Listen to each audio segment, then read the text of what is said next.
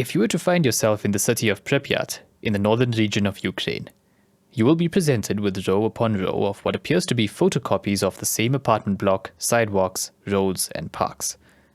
A surreal sight for most people from the Western world, perhaps, but not surprising for a city built in the Soviet Union in the 1970s. What is unusual, by anyone's standards, is the near complete absence of any human life.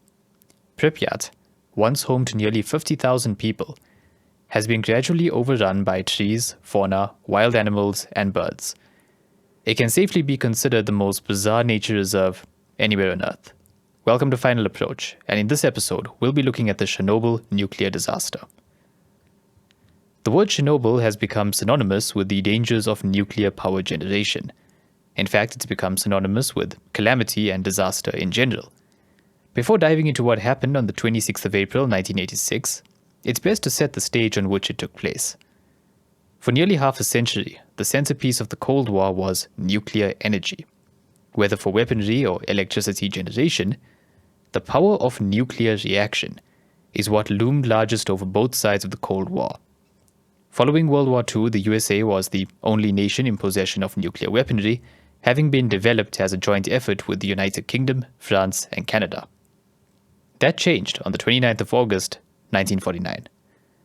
On that day, the Soviet Union successfully tested its first atomic bomb, changing the landscape of the West versus East conflict that would broil for the next several decades. Now, happily, no belligerent of the Cold War ever actually used nuclear weapons on anyone else, but the door had been opened on something much more useful and practical: electricity generation through nuclear reaction. In that regard, the Soviets would be first to the party. See, although America was first to build an electricity-generating nuclear power plant, it was the Soviet Union that built the first one which fed an electrical grid, thus generating useful, industrially consumed electricity from a nuclear station. They accomplished this with the Obninsk nuclear power plant, which was connected to the electrical grid on the 27th of June 1954. The USA would reach a comparable milestone some 3 years later, when the Shippingport atomic power station began generating on the 18th of December 1957. The Soviets had other reasons for being interested in nuclear power. Most of their power consumption occurred in the western, European part of the USSR, while most of their conventional energy resources were located in the eastern regions. This created an obvious logistical challenge. Nuclear power meant those conventional resources were unneeded, eliminating this problem. By the early 1980s, there were at least 10 nuclear power plants in the Soviet Union, consisting of 26 reactors. Together, these generated nearly 18 megawatts of electricity. The Chernobyl nuclear power plant broke ground in 1970, with the first of its reactors being commissioned in 1977. Located on the western bank of the Pripyat River, the new city of Pripyat was built just a mile to the northwest to house the power station workers and their families. Chernobyl's nuclear reactors were the RBMK-1000 model. The plant was originally planned to have 6 of these reactors, but only 4 had been commissioned at the time of the accident. Each reactor was rated for 3,200 megawatts of thermal power, from which it could generate up to 1,000 megawatts of electricity. To understand what happened during the accident, it's useful to have a basic understanding of how electricity is generated in a nuclear power plant. Electricity is created by turning a generator, much like the portable, gas-powered contraptions you can buy from your local hardware store, or the larger diesel-powered units you often find at hospitals, airports, and so on. But in a power station, the generator isn't turned by a piston engine. It's usually turned by a turbine. A turbine takes a flow of pressurized steam and uses it to spin a shaft, which is what you'd use to spin your generator. The steam, of course, is created by heating up water. In a conventional power station, the heating of the water is done by burning coal or gas or some other suitable fuel. In a nuclear power station, the heat is created by a nuclear reaction. The physics behind a nuclear reaction are extensive, but what you really need to know in very basic terms is that during a nuclear reaction, atoms of nuclear fuel are split when they're struck from atoms from other nuclear fuel. These newly split atoms go on to split each other further, causing a sustained chain of reactions. This process is called fission. In the RBMK reactor, fission took place in the presence of a graphite moderator. A moderator slows down atoms, increasing the chance of them setting off a nuclear reaction. The nuclear fuel was in the form of fuel rods inserted into channels within the graphite moderator. During fission, a certain amount of heat is released. This heat is used to convert the aforementioned water into steam, which drives the turbine, which spins the generator, which produces electricity. There's a catch though. Allowing a nuclear reaction to go unchecked is desirable for weaponry as it would cause massive damage, but it would be disastrous for power station applications. For that reason, nuclear reactors are designed to allow the reaction to be slowed down or sped up to produce the desired amount of heat. At Chernobyl, this was done through means of control rods. Control rods were lowered into channels in the reactor core alongside the fuel rods. The control rods were made of boron, which absorbs the moving atoms, thereby slowing down the nuclear reaction. Now onto the final piece of background before we get to the disaster. Like many power stations, Chernobyl was powered by the electricity it generated, meaning that the control systems, water pumps and such were operated off the power station's own generators.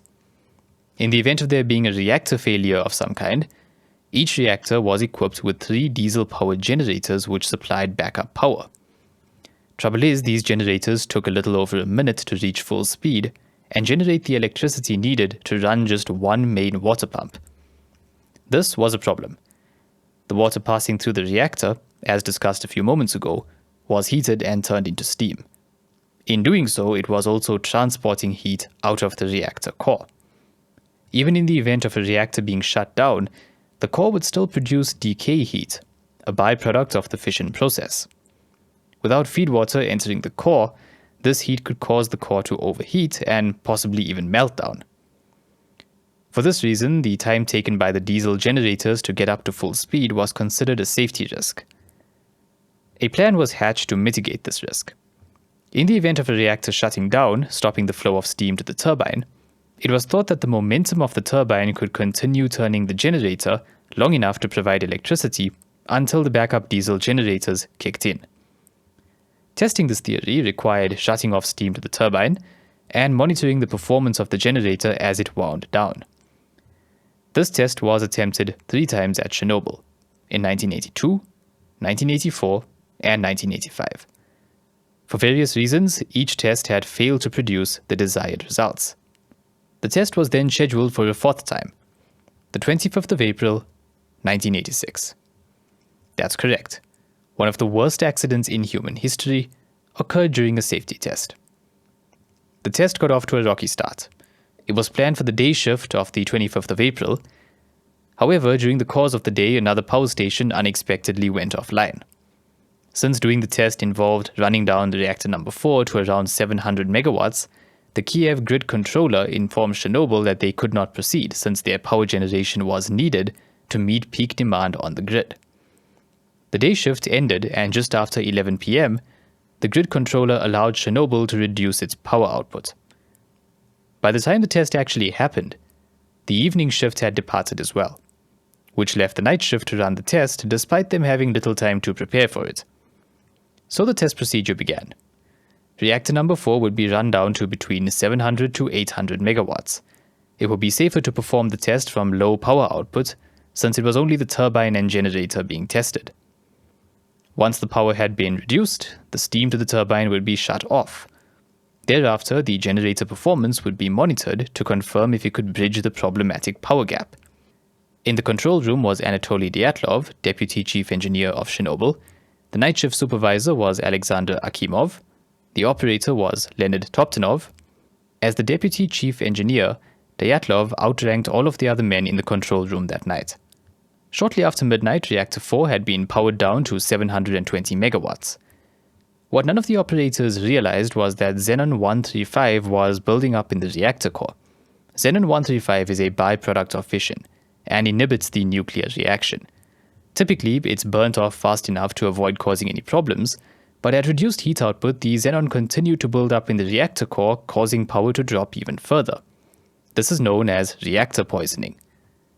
The reactor output plummeted all the way to just 30 megawatts, a near total reactor stall. Panicked, the operators quickly attempted to raise the power output of the reactor. They did this manually by retracting most of the control rods from the core. The power output did eventually increase, reaching about 200 megawatts. Even though this was much lower than the planned power output for the test, the decision was made to proceed with the test anyway. At 1:05 a.m., extra water pumps were turned on since this is what the test procedure called for. The increased water flow through the core resulted in more neutrons being absorbed, which inhibited the reaction. The reactor power once again began to drop. In response, the operators turned off 2 pumps and retracted even more control rods. At this point, another characteristic of the RBMK became relevant. The reactor had a positive void coefficient, which essentially means that the nuclear reaction is accelerated when there are steam bubbles present in the water in the core.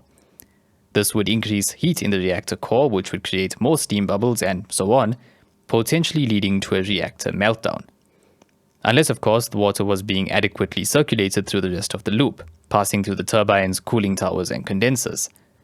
But of course, the test called for the turbines to be shut off and the generators to be freewheeled down. That's exactly what was done at 1:23 and 4 seconds a.m. As electrical output from the generators gradually reduced, the water pumps began to slow down. This reduced the flow of water through the core.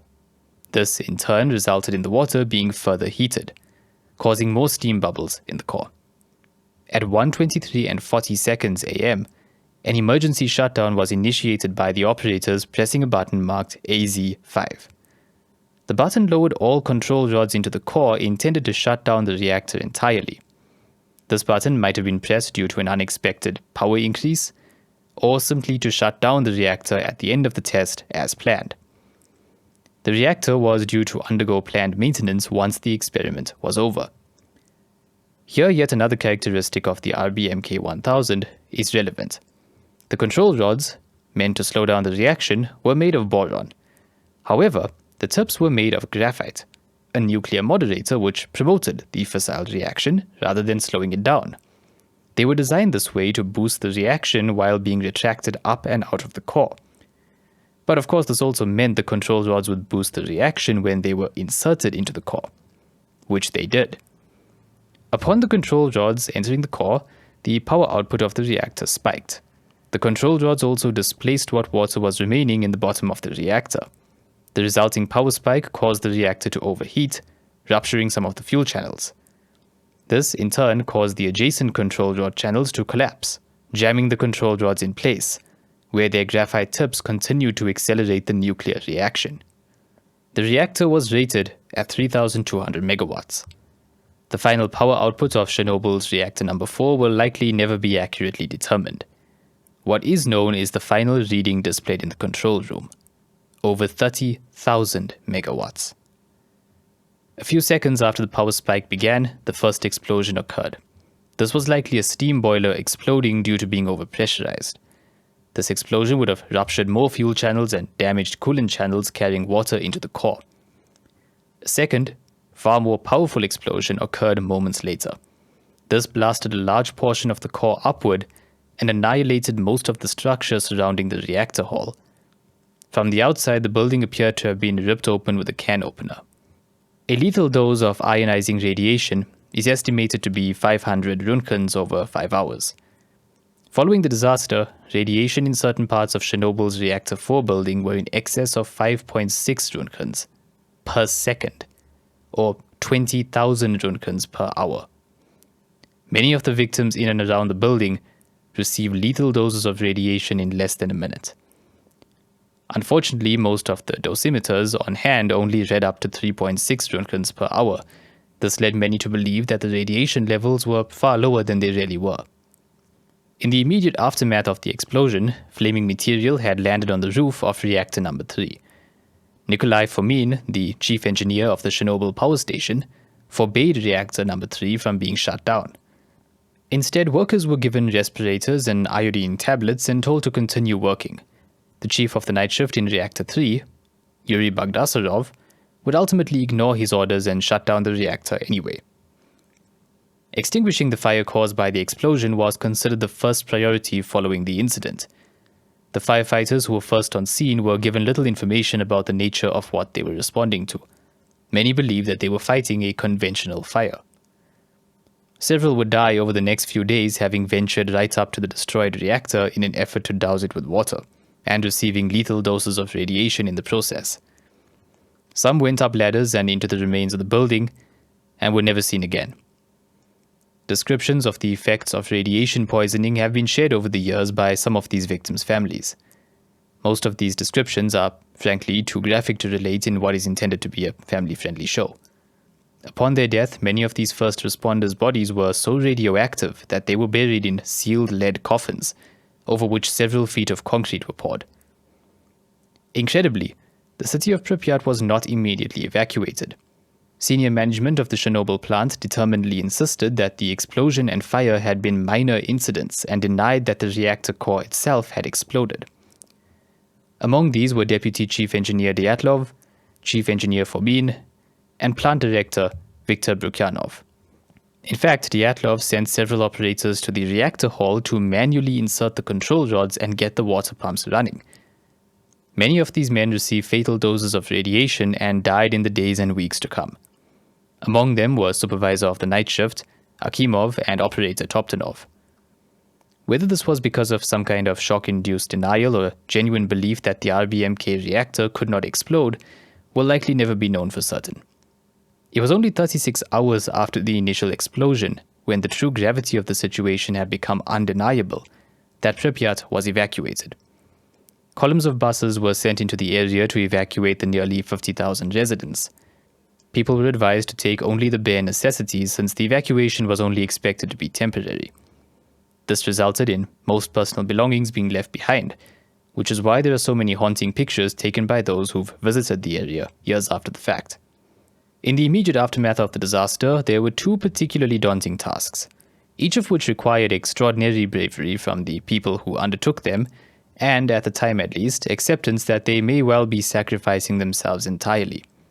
One was removing the highly radioactive material which had been thrown onto the roof of the reactor building.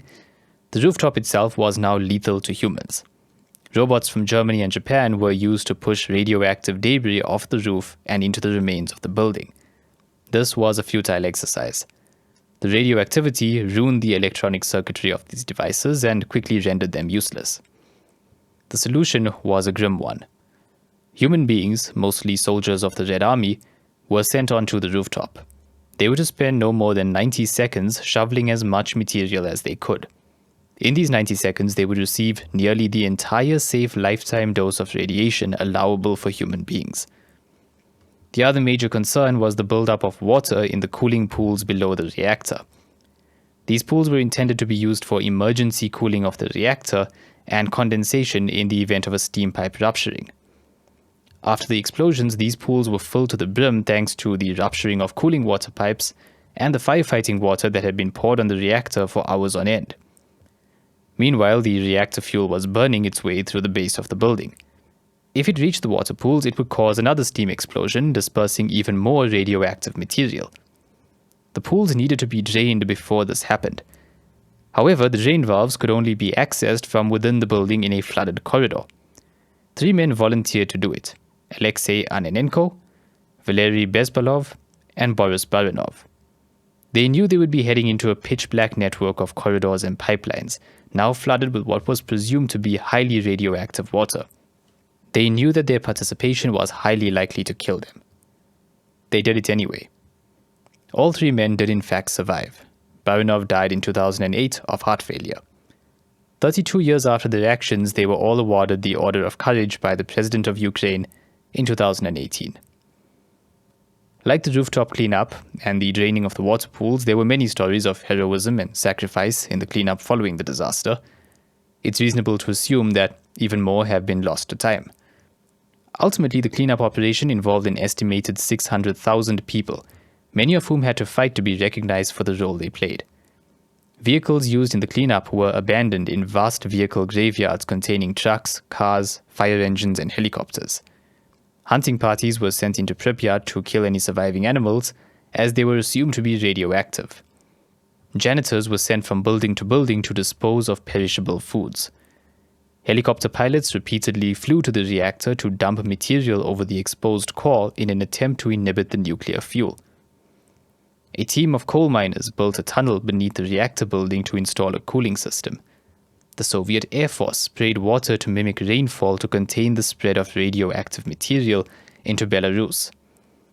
The initial exclusion zone around Chernobyl was 10 kilometers. 10 days after the incident, the exclusion zone was expanded to 30 kilometers.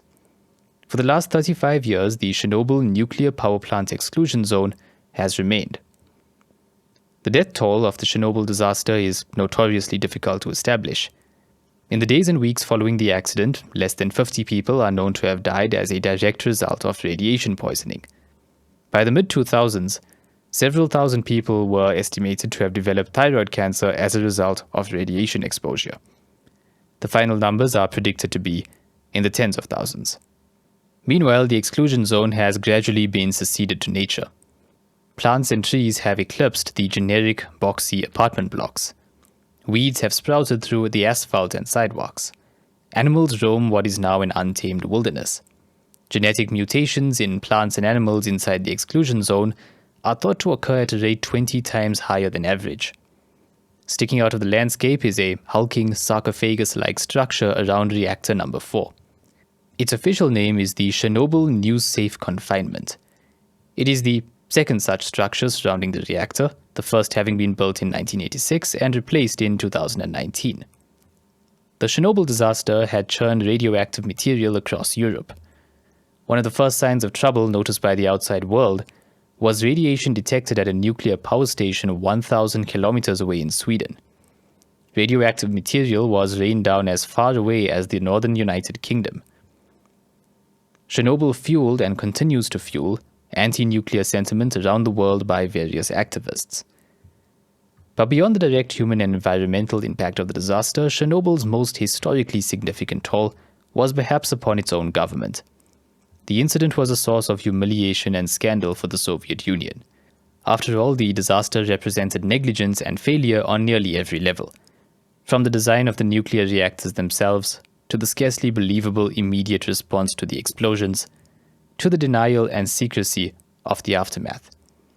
The sentencing of a handful of plant staff to a couple years in prison hardly pacified the NATO states, most of whom were, understandably, appalled at the lack of transparency displayed by the Soviets. In fact, the Soviet Union only admitted there had been an accident when the Swedish indicated they would be filing a report of the radiation they detected with the International Atomic Energy Agency. And only when the scale of the evacuation became known did the Soviets finally admit that this was more than just a minor accident. The RBMK reactor remains in wide use till this day in nations of the former USSR. In the post-Cold War era, the existing units were updated to address safety concerns, and it is only fair to highlight that many of these reactors have been generating electricity for close to 40 years with little to no trouble. This is in contrast to the years prior to Chernobyl, during which there were several safety-related incidents experienced at various RBMK reactors. Naturally, most of these were kept secret, and the operators of reactor number 4 had no way of knowing they'd ever occurred. Many of the party officials who orchestrated the cover-up after the incident have died in the 36 years that have elapsed. It's therefore likely that we've already seen all of the justice that's ever going to be served for the Chernobyl disaster. It might surprise you to learn that even after the surrounding area had been abandoned, Chernobyl itself continued to operate for years after the accident. Reactor number 2 was shut down in 1991 after a fire broke out. Reactor number 1 was shut down in 1996, and reactor number 3, the last operating reactor of the Chernobyl nuclear power plant, was shut down in 2000, a full 14 years after the incident. Well, I hope you found this episode enjoyable and hopefully even learned a thing or two along the way. If you did, don't forget to give it a like and subscribe. Thank you so much for tuning in, and I'll see you again next time.